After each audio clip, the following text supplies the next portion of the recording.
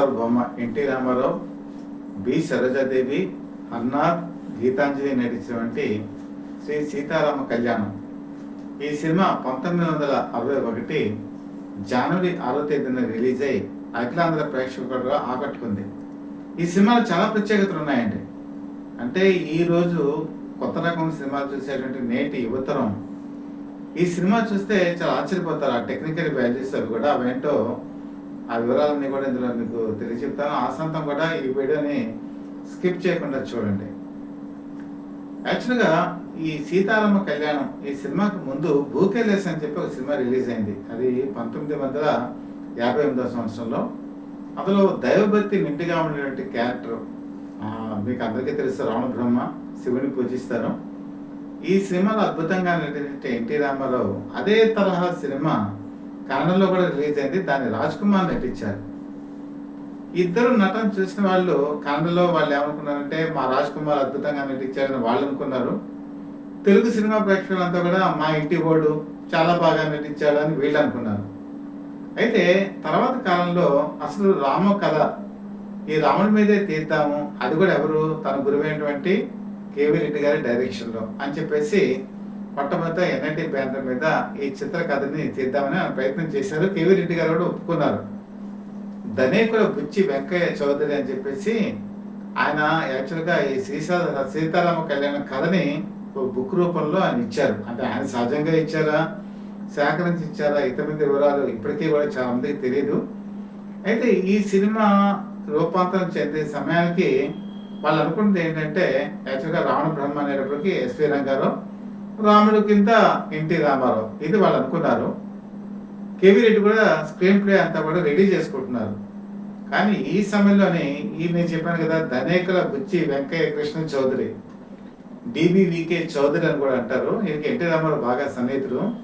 ఈయన మళ్ళీ ఇంకో నవల తీసుకొచ్చారు. అది సీతా పరిభ్రమణ విభ్రమం అని చెప్పేసి ఆ నవల పేరు.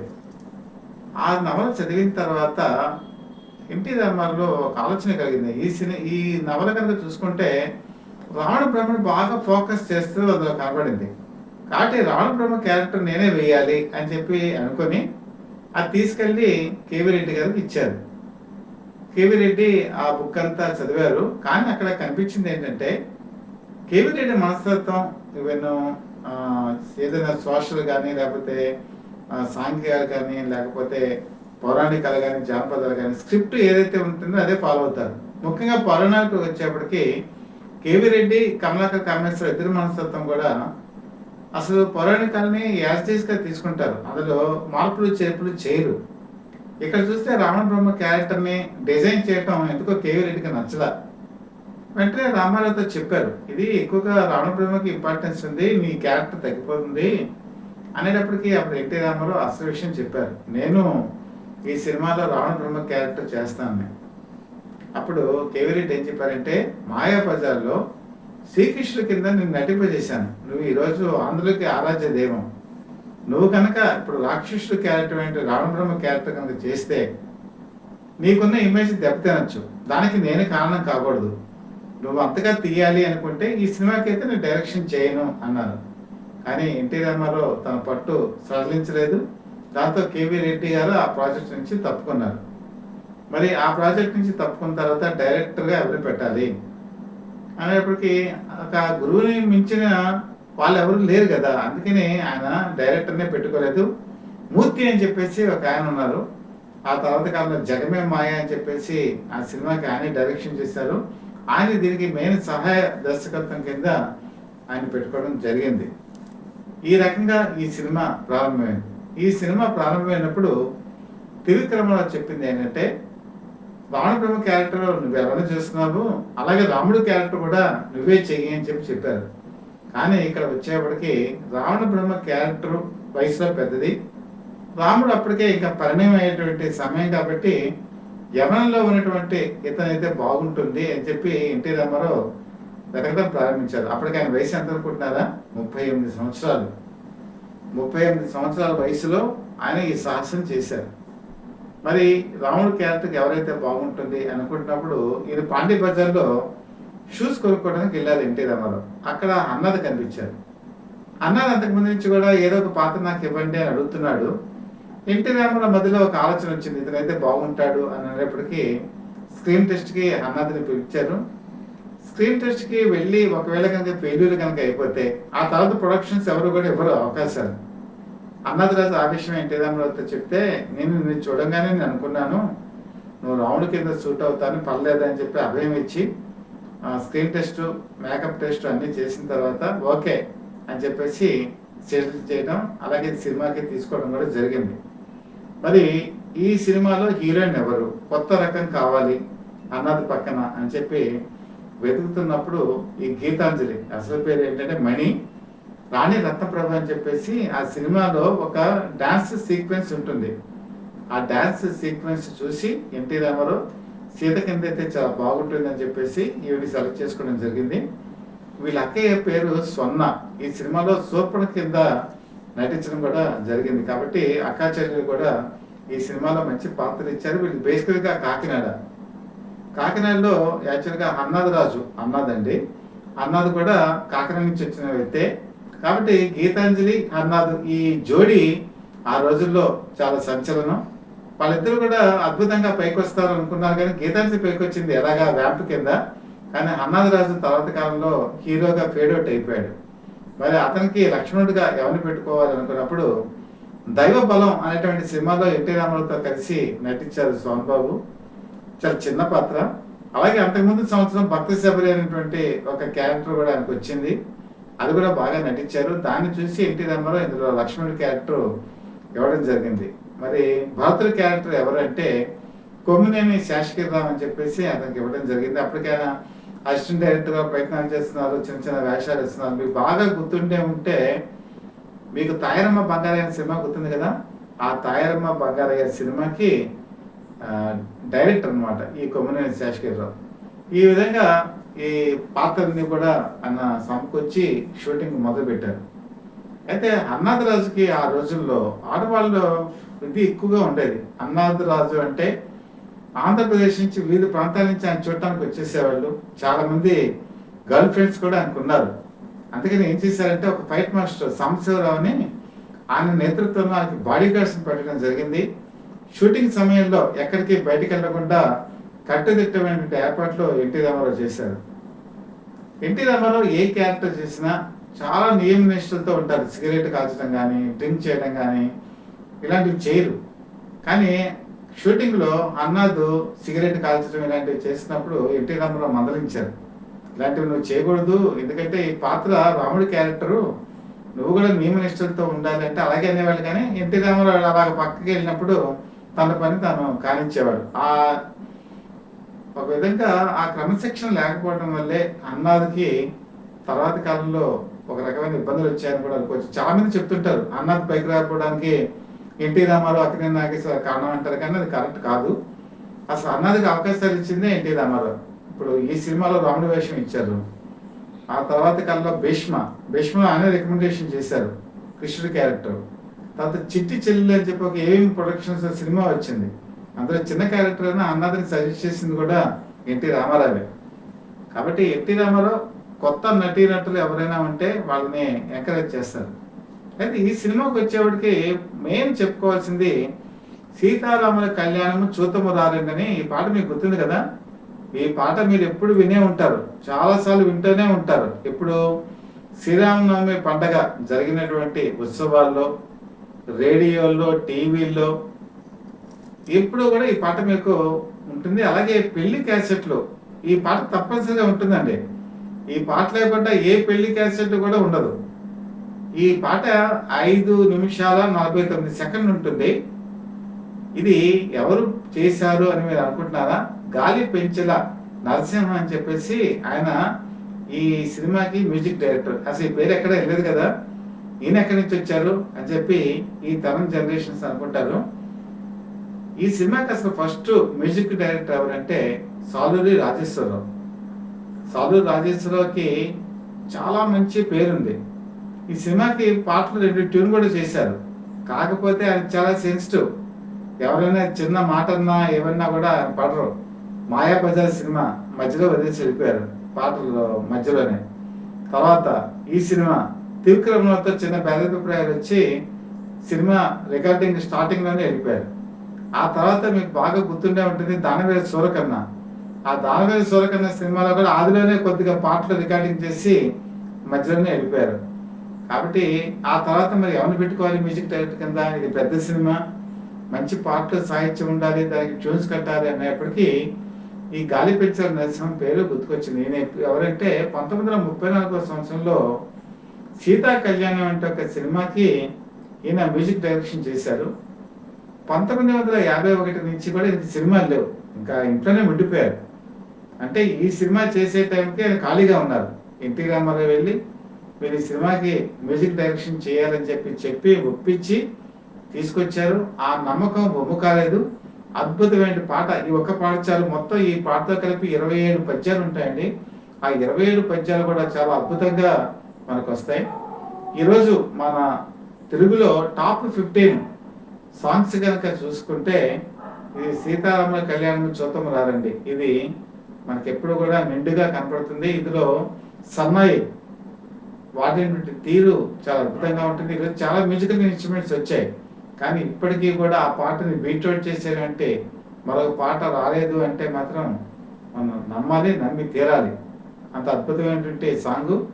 ఈ సినిమాలో ఈ పిక్చరైజేషన్ చేసేటప్పుడు అసలు ప్రేక్షకులంతా కూడా సంభ్రమ ఆశ్చర్యానికి లోనయ్యారు. ఆ పాట జరిగినంత సేపు కూడా నిజంగా ఇప్పుడు ఈరోజు చాలా మంది చెప్తుంటారు ఒళ్ళు పులకరించింది అని చెప్పేసి అంటూ ఉంటాం కదా.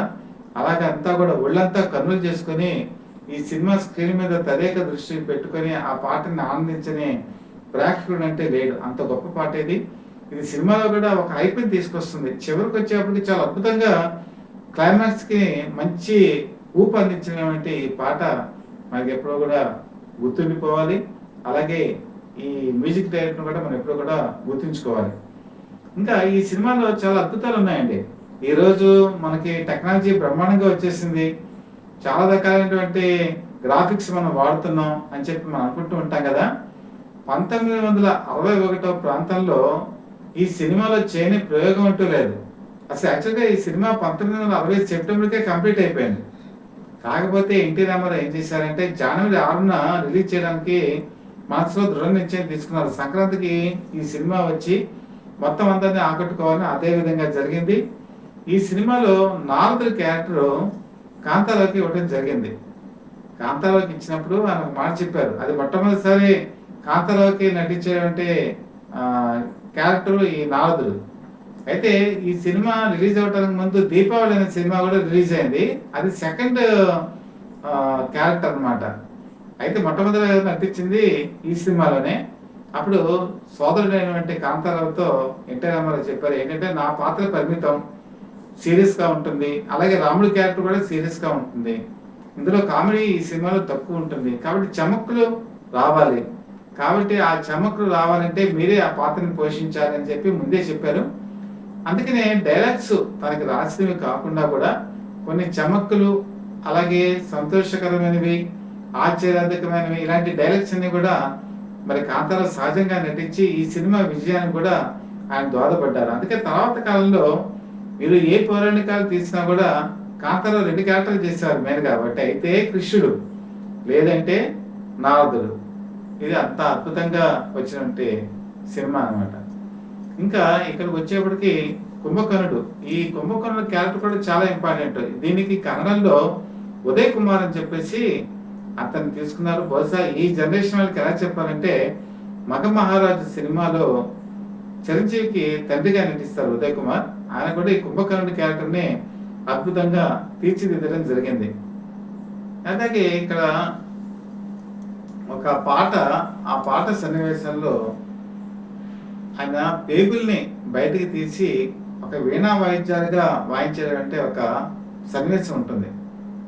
సహజంగా అప్పట్లో గ్రాఫిక్స్ లేవని మేము చెప్పుకున్నాం కదా. ఈ సన్నివేశం వచ్చేప్పటికి సినిమా థియేటర్లో ప్రతి ఒక్కళ్ళు కదలకుండా కూడా కుర్చీలకు అతుక్కుపోయి చూశారు. ఇంత గొప్పగా ఈ చిత్రీకరణ నాకు తెలిసినంత వరకు మరి ఏ నటుడు కూడా ఈ సాహసం చేయలేదు. అంత గొప్పగా ఈ ఫోటోగ్రఫీ అద్భుతంగా తీయడం జరిగింది. అలాగే రెహమాన్ అని చెప్పేసి ఆయన పూర్వం ఈ సినిమాకి అంతా కూడా ఆయన చేసేవాళ్ళు. ఈ కాకపోతే రామానికి ఉన్నటువంటి ప్రాబ్లమ్ ఏంటంటే, ఈ రేసులు, గుర్రాల రేసులు ఇవన్నీ కూడా ఆయనకుండేవి. ఆ గుర్రాల రేస్ పిచ్చిలో ఏంటంటే మధ్య మధ్యలో షూటింగ్ వదిలేసి వెళ్ళిపోతూ ఉండేవాడు. కాబట్టి ఇలాంటి తరుణంలో ఇంకా అతనితో లాభం లేదు. కొత్తగా మనం కెమెరామెన్ తీసుకోవాలి అని చెప్పేసి ఆ కెమెరామెన్‌ని వెతుకులాడే ప్రయత్నంలోనే ఈ సినిమాలో ఒక కొత్త కెమెరామెన్ ఆయనకు దొరకడం జరిగింది. ఆ కొత్త కెమెరామెన్నే కొత్త పుంతలు ఈ సినిమాని తొక్కించాడు. ముంబైలో ప్రసిద్ధ కెమెరామెన్ బాబుభాయ్ మిస్త్రీ అని చెప్పి ఉండేవారు. ఆయన దగ్గర అసిస్టెంట్‌గా రవికాంత్ నాగాయచ్ పనిచేస్తుండేవాళ్ళు. రవికాంత్ నాగాయచ్ ఎన్టీ రామారావు దగ్గరికి వచ్చి చాలా సార్లు అవకాశం అడిగారు. కాకపోతే రెహమాన్ ఉండటం వల్ల ఆయన అవకాశం ఇవ్వడానికి సంశయించారు. అంతకుముందు ఎన్‌ఐటీ ప్యానెల్‌లో చాలా సినిమాలు చేశారు కదా! 'పిచ్చి పుల్లయ్య', 'తోడు దొంగలు', 'పౌండ్రంగ మహత్యం', 'జయసింహ' ఇలాంటి సినిమాలన్నీ కూడా ఇద్దామని అనుకున్నారు. కాకపోతే ఇంకా రెహమాన్ సరిగా లేకపోవటం వల్ల ఈ సినిమాకి అవకాశం ఇచ్చారు. అదే టర్నింగ్ పాయింట్ కూడా ఈ సినిమాకి. రవికాంత్ నాగాయచ్ తన అద్భుతమైన ఫోటోగ్రఫీని ఈ సినిమాలో చూపించడం జరిగింది. ఇందాక నేను చెప్పాను కదా! పొట్టలో ఉన్నటువంటి పేగుల్ని వీణగా మార్చి ఆయన చేసినటువంటి ఆ ప్రయోగం నాకు తెలిసినంత వరకు సినీ పరిశోధకులు రవికాంత్ నాగాయచ్ గురించి ఒక ప్రత్యేకమైన పరిశోధన అయితే చేయాలి. అప్పట్లో పత్రికలు, సినిమా పత్రికలు ఏవైతే ఉన్నాయో నాకు తెలిసినంత వరకు అంత గొప్ప ఇన్ఫర్మేషన్ ఇవ్వలేదు. ఆయన చేసినటువంటి ఆ ప్రయోగాలు ఈనాటి వాళ్ళకి కూడా స్ఫూర్తి కావాలి. అలాగే ఇందులో ఏమని శంకర్ శాస్త్రి ఈయన మంచి వీణ, ఆ వీణ కూడా ఇందులో మనం వాడటం కూడా చూడొచ్చు. అద్భుతమైనటువంటి రసం ఇందులో కనపడుతుంది. ప్రేక్షకులు తర్వాత కాలంలో ఇలాంటి సీన్ అయితే చూసి ఉండరు అని నేను ఘంటాపథంగా చెప్పగలను. అలాగే కొండని ఎత్తేటువంటి ఒక ప్రయత్నం చేస్తారు. అంటే కైలాస శిఖరాన్ని ఎత్తి తీసుకెళ్ళిపోవాలనేటువంటి ఒక ప్రయత్నం ఇందులో రావణ బ్రహ్మ చేస్తారు. అది కూడా ఫోటోగ్రఫీలో చాలా అద్భుతంగా చిత్రీకరించారు రవికాంత్ నాగాయచ్. అలాగే శివుడికి కోపం వచ్చినప్పుడు ఆయన ప్రసన్నం చేసుకునేటువంటి తరుణంలోనే ఎన్టీ రామారావు చూపించినటువంటి ఆహభావాలు చాలా అద్భుతంగా ఉంటాయి. అలాంటివి మరి ఒకసారి చూడాలి అంటే మళ్ళీ ఎన్టీ రామారావే పుట్టారేమో ఈ నేటి సినిమా ఇండస్ట్రీలో, అంత గొప్పగా చూపించారు. ఇక్కడ ఇంకొక విషయం ఏంటంటే రావణాసుడికి 10 తలలు ఉంటాయి. ఈ 10 తలల్ని ఒకప్పుడు జనరల్‌గా మీకు బాగా గుర్తుండే ఉంటుంది, బ్రహ్మ క్యారెక్టర్ వేసినప్పుడు ఒక ఫేస్ ఏమో ఒరిజినల్ ఫేస్, 2 ఫేస్‌లు ఏమో డమ్మీలు పెట్టేవాళ్ళు. అంతకుముందు కూడా కొన్ని సినిమాల్లో ఈ 10 తలలు చూపించేటప్పుడు ఒక ఫేస్ ఒరిజినల్, ఇంకా మిగతావన్నీ కూడా డమ్మీ ఫేస్‌లో పెట్టి చిత్రీకరించేసేవాళ్ళు. అంటే ఏదో అయిపోయిందిలే అన్నట్టుగా చేసేవాళ్ళు. కానీ ఈ సినిమాలో ఈ డమ్మీ ఫేస్‌లో గనక పెడితే ఆ ఫేస్‌లో ఎక్స్‌ప్రెషన్స్ ఉండవు కదా! కాబట్టి ఎన్టీ రామారావు ఏం చేయాలి అని ఆలోచిస్తున్నారు. ఆ షాట్‌కి రవికాంత్ నాగాయచ్ సలహా అడగటం, రవికాంత్ నాగాయచ్ ఒక పని చేశారు. నేను యాక్చువల్‌గా మాస్క్ షాట్ తీస్తాను, కాకపోతే దాన్ని ఇంతవరకు ఎవరు ప్రయోగాత్మకంగా తీయలేదు. అంటే అంతకుముందు తీశారు జ్యూరీలు ఇలాంటివి, ఎప్పుడు మాస్క్ షాట్ మనం చెప్పుకున్నాం. అంటే ఎలాగంటే మరొకసారి మా ప్రేక్షకులకు తెలియడానికి చెప్తున్నాను. కెమెరాని సగం మూసేస్తారు, మూసేసి ఫస్ట్ షాట్ తీస్తారు. తర్వాత రెండో క్యారెక్టర్, ఆ రెండో క్యారెక్టర్ని మళ్ళీ సగం క్లోజ్ చేసిన దాన్ని మళ్ళీ ఓపెన్ చేసి ఆ షాట్ తీస్తారు. ఆ రెండు కలిపితే డబుల్ యాక్షన్లా కనబడుతుంది. ఇక్కడ 10 తల్ల కనిపించాలంటే 10 సార్లు ఈ షట్టర్ క్లోజ్ చేసి ఓపెన్ చేసి చేస్తూ ఉండాలంటే రీల్ని 10 సార్లు ఎక్స్పోజ్ చేయాలి. మరి ఈ రీల్ని 10 సార్లు ఎక్స్పోజ్ చేయాలంటే అప్పుడు ఏం చేయాలని ఎన్టీ రామారావు రవికాంత్ నాగాయచ్ని సలహా అడిగారు. మీరు 10 గంటల పాటు కదలకుండా ఉండగలిగితే నేను ఈ 10 తల్ని ఎక్స్పోజ్ చేయగలను అని చెప్పి రవికాంత్ నాగాయచ్ చెప్పారు. దాంతో ఎన్టీ రామారావు ఆలోచన పడ్డారు. చివరికి ఆయన ఒక నిర్ణయం తీసుకున్నారు, నేను 10 గంటల పాటు కదలకుండా కూర్చుంటానని చెప్పి. సరే, పక్కన త్రివిక్రమరావు వీళ్ళందరూ కూడా వారించారు, వద్దన్నయ్య ఇది చాలా రిస్క్, 10 గంటల పాటు కూర్చోవడం అంటే మాటలు కాదన్నా కూడా సినిమా బాగా రావాలి అని చెప్పేటువంటి ఉద్దేశంతో ఆయన ఏం చేశారంటే 10 గంటల పాటు అన్నం తెలియలేదు, ఏమీ తెలియదు, ఓన్లీ డ్రింక్స్ మాత్రమే తీసుకునేవాడు. అది కూడా కూల్ డ్రింక్స్ కానీ లేకపోతే కొబ్బరి బొండా నీళ్లు కానీ. అలాగే కూర్చొని ఆ సినిమా ఆ 10 తలలు కూడా మార్క్స్ షాట్లు అయ్యేంత వరకు కూడా ఓపికగా భరించారు. ఈ విషయం అప్పటికి బి నాగిరెడ్డి చక్రపాణికి తెలిసింది. ఎన్ఐటి బ్యానర్ మీద ఇలాగా తీస్తుంది, అది వాహిని స్టూడియోలో. అయితే వాళ్ళు చూడటానికి వెళ్ళినప్పుడు మాత్రం సున్నితంగా లోపలికి వెళ్ళడానికి ఎవరు కూడా అనుమతించలా. ఎందుకంటే ఆయన డిస్టర్బ్ అవుతారు. డిస్టర్బ్ అయితే ఆయనకున్న భావాలు పోతాయి. మీరు చూడండి 10 తలల్లో కూడా ఆయన ఒక్కొక్క ఎక్స్ప్రెషన్ చూపిస్తూ ఉంటారు. ఒకే ఎక్స్ప్రెషన్ ఉండదు. అది దట్ ఈజ్ ఎన్టీఆర్. ఈరోజు చాలామంది ఆయనకి భారతరత్న అవార్డు కావాలి కావాలి అంటున్నారు కానీ మనం అడగక్కర్లేదండి. ఆ భారతరత్న అవార్డు ఆటోమేటిక్గా అప్పుడే ఇవ్వాలి అసలు. అంత గొప్ప నటుడు. అలాంటి అవార్డులకి ఎక్కడికి అందనంత దూరం ఆయన ఉన్నారంటే మనం నిజంగా గర్వకారణం. ఆయన తెలుగు పరిశ్రమలో ఇన్ని అద్భుతమైన క్యారెక్టర్లు చేసి కూడా భారతదేశం అంత ఫేమ్ రాకపోవడానికి కారణం ఏంటంటే తెలుగువాడు అవటం. అదే హిందీలో కనుక ఇలాంటివి చేస్తుంటే వరల్డ్ వైడ్గా ఇంకా ఆయనకి ఎంత పేరు వచ్చేదో. ఆ అదృష్టం మనకి ఒక విధంగా మనకే దక్కింది. ఈ షార్ట్ చాలండి ఆ సినిమాని ఎంత కొత్త మలుపులు తిప్పుతుందో. అలాగే ఇందులో డైరెక్షన్ ఎవరు చేశారు? ఎన్టీ రామారావు చేశారు. కానీ టైటిల్ కార్డులో తన పేరు వేసుకోవాలి. కారణం ఏంటంటే గురువు మీద ఉన్నటువంటి భక్తి. ఈ సినిమాలో టైటిల్స్ అన్ని పడిన తర్వాత డైరెక్టర్ పేరు పడేటువంటి సమయానికి ఎన్టీ రామారావు తల్లిదండ్రుల్ని ఆయన చూపిస్తారు. ఆ తల్లిదండ్రుల ఫోటో పక్కన వీళ్ళిద్దరు కూడా ఉంటారు, నందమూరి త్రివిక్రమరావు అలాగే ఎన్టీ రామారావు. దీని తర్వాత తల్లిదండ్రులని ఫోటోల్ని ఏ సినిమాలో కూడా ఆయన వాడలేదు. అలాగే ఇక్కడికి వచ్చేప్పటికి ఆయన డైరెక్షన్లో ఉన్న గొప్పతనం ఏంటంటే మనం మండోదరి కింద బి సరోజాదేవి నటించారు. బి సరోజాదేవి ఈ సీతా కళ్యాణం దానికి వెళ్తున్నప్పుడు ఎన్టీ రామారావు అంటే రావణ బ్రహ్మని ఆపేటువంటి సన్నివేశం ఒకటి ఉంటుంది. కాలు పెట్టుకుంటుంది. జనగా ఏంటంటే ప్రతి డైరెక్టర్ ఏం చేస్తారంటే ఆ కాలుని విదిలించి వెళ్ళిపోతారు. కానీ అక్కడ ఎన్టీ రామారావు చూపించదా. ఆవిడ్ని ప్రేమగా పైకి తీసి ఆవిడ లాలించి తర్వాత ఆయన వెళ్ళేటువంటి సన్నివేశం. ఇది అసలు ఎన్టీ రామారావు డైరెక్షన్లో ఆడవాళ్ళకి ఇచ్చేటువంటి గౌరవం. ఇక్కడ ఇంకా సీతారామ కళ్యాణం, ఈ సీతా కళ్యాణం విషయంలో వచ్చేప్పటికి శివధనుస్సుని ఎత్తేటువంటి ఒక సన్నివేశం ఉంటుంది. అందులో రావణ బ్రహ్మగారు ఉండేటువంటి ఎన్టీ రామారావు శివధనుస్సుని ఎత్తలేక వెలకిలా పడిపోతాడు. వెలకిలా పడినప్పుడు అన్నాడు క్యారెక్టర్ వస్తుంది, రావణ క్యారెక్టర్ వచ్చి ఆ శివధనుస్సుని ఎత్తి దాని వెళ్ళిన చివరి భాగాన్ని ఆయన గుండెల మీద అంటే రావణ బ్రహ్మ గుండెల మీద పెట్టి దాన్ని ఒక విధంగా వంచేటువంటి ప్రయత్నం ఈ సినిమాలో మనకి కనపడుతుంది. అప్పుడు రావణ బ్రహ్మగా నటించినటువంటి ఎన్టీ రామారావు అవమాన భారం, పైగా తన గుండెల మీద శివధనస్సు. దీన్ని చూడాలండి. ఆ టైంలో ఆయన చూపించినటువంటి ఆహభావాలు నవ్వుతో నభవిష్యత్తి. ఎన్టీ రామారావు అభిమానులు కూడా ఈ షార్ట్ చూసి చాలా మంది బాధపడతారేమని చెప్పి మొట్టమొదటి సంశయించారు. కానీ ప్రేక్షకులు ఈ సినిమాలో లీనమైపోయి ఎన్టీ రామారావు చూడాల రావణ బ్రహ్మని చూశారు. అంత గొప్పగా ఆయన తీయటం జరిగింది. ముఖ్యంగా ఈ సినిమాలో పరశురాముడి క్యారెక్టర్ చివరిలో వస్తుంది. అలాగే రాముడిని ప్రశ్నించేటువంటి ఒక ఇది ఉంటుంది. అందులో కేవి శర్మ నటిస్తారు. తర్వాత ఆయన కూడా ఆ ధనస్సును కూడా పరశురాముడి నుంచి తీసుకొని ఇచ్చేసేపటికి శక్తి అంతా పోవడంతో కేవి శర్మ అక్కడి నుంచి నిష్క్రమించే సన్నివేశం అంటే పరశురాముడు వెళ్ళే సన్నివేశం కూడా ఈ సినిమాకి హైలైట్గా చెప్పుకోవచ్చు. ఇంకొక ప్రయోగం చేశారండి. ఇప్పుడు అన్నా చెల్లెల మధ్య ఎక్కడా కూడా డ్యూయట్ ఉండదు, కానీ ఈ సినిమాలో ఆ ప్రయోగం కూడా దర్శకుడిగా ఆయన చేసేసారు.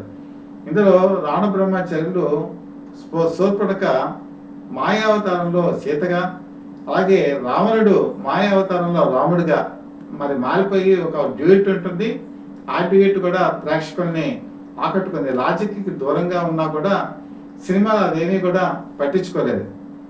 మొత్తం మీద ఇన్ని రకాలైన ప్రత్యేకతలతో ఈ సినిమాని తీయడం జరిగింది. ఈ సినిమా కూడా అద్భుతంగా వచ్చింది. మరి ఎవరికి చూపించాలి? ఆయన ఏం చేశారంటే తన గురువైనటువంటి కేవీ రెడ్డి గారిని పిలిపించారు, ప్రివ్యూకి ఆహ్వానించారు. తను మాత్రం లోపల ఉండకుండా బయటకు వచ్చేసారు. ఆయనకి లోపల సినిమా ఎలా ఉంటుంది, కేవీ రెడ్డి గారు ఎలా రెస్పాండ్ అవుతారు, తన పరిస్థితి ఏంటి, ఒకవేళ ఈ సినిమా నచ్చకపోతే ఏం చేయాలి, ఇది ఆలోచనలు. కేవీ రెడ్డి గారు మొట్టమొదటి నుంచి చివరి వరకు సినిమా చూశారు, మౌనంగా బయటకు వచ్చారు. బయటకు వచ్చిన తర్వాత ఎన్టీ రామారావు నేను చెప్తానని ఎదురు చూస్తుంటే ఆయన భుజం మీద చేయేశారు. చేసి కారు వరకు అలాగే నడుచుకుంటూ వెళ్ళారు. కాల్లో కూర్చొని ఆత్మీయ భావంతో వెళ్ళిపోయారు. అప్పటికి ఎన్టీ రామారావుకి మనసుకి అర్థమైపోయింది కేవీ రెడ్డి గారికి ఈ సినిమా నచ్చిందని చెప్పేసి. అలాగే ఈ సినిమాని ఆంధ్రప్రదేశ్లో రిలీజ్ చేస్తే 28 సెంటర్లో 28 సెంటర్లో కూడా 50 రోజులు ఆడింది. అలాగే 8 సెంటర్లో ఇది 100 డేస్ ఆడటం జరిగింది. ఆ రోజు నేషనల్ అవార్డ్స్లో కూడా దీనికి మంచి గుర్తింపు పొందడం జరిగింది. ఒక విధంగా చెప్పాలంటే ఎన్టీ రామారావు కెరీర్లో శ్రీ సీతారామ కళ్యాణం ఎప్పటికీ కూడా మర్చిపోలేంది. దీని తర్వాత కాలంలో ఎన్ఐటి బ్యానర్ వాళ్ళు చాలాసార్లు రిపీట్గా రిలీజ్ చేశారు. రిలీజ్ అయినటువంటి ప్రతిసారి కూడా ఈ సినిమా ప్రేక్షకుల నుంచి మంచి స్పందన లభించింది. ఇక్కడ మనం చెప్పుకోవాల్సిన విషయం ఏంటంటే రవికాంత్ నాగాయిచ్ ఈ సినిమాని నడిపించినటువంటి తీరు, అలాగే రావణబ్రహ్మగా ఎన్టీ రామారావు నటించినటువంటి ఆ ఆహభావాలు ఈరోజు సినీ విమర్శకులు ఒక గ్రంథం రాయాలి. ఆ గ్రంథం కనుక రాస్తే నటనకి ఈరోజు చాలామంది మనం చూసుకుంటూ ఉంటాం. దానికి సంబంధించినటువంటి కాలేజెస్ కానీ లేకపోతే కోచింగ్ సెంటర్స్ కానీ ఇవన్నీ కూడా ఈరోజు ఫిల్మ్ ఇన్స్టిట్యూట్స్ రూపంలో మనకి లభిస్తుంది. కానీ ఈరోజు అగ్రస్థాయి నటులు కూడా ఈ సినిమాని ఒక ప్రామాణికంగా తీసుకొని చూస్తే ఒక ఫిల్మ్ ఇన్స్టిట్యూట్లో ఎంత నేర్పిస్తారో అంతకంటే ఎక్కువగానే ఎన్టీ రామారావు నటన చూసి నేర్చుకోవచ్చు. ఆయన నాకు తెలిసినంత వరకు ఒక మహానటుడే కాదు, ఒక ఎవరెస్ట్ శిఖరానికి ఎదిగినటువంటి ఒక మహా మనిషి. కాబట్టే ఆయనకి ఆ రోజు పీఠాధిపతులు కూడా వచ్చి ఆయన సినిమాని చూసి, ముఖ్యంగా ఈ సినిమాలో నవరస నటన అంతా కూడా చూసి నట సార్వభౌముడైనటువంటి ఎన్టీ రామారావుకి విశ్వవిఖ్యాత నట సార్వభౌమ అనే బిరుదు ఇచ్చింది కూడా కంచి పీఠాధిపతి. పాతకాలంలో 1963 సంవత్సరంలో లవకుశ వచ్చింది. ఆ లవకుశ సినిమాను కూడా పీఠాధిపతులు చూశారు. పీఠాధిపతులు జనరల్గా సినిమాను చూడరు. ఒక ఎన్టీ రామారావు విషయంలోనే అది జరిగింది.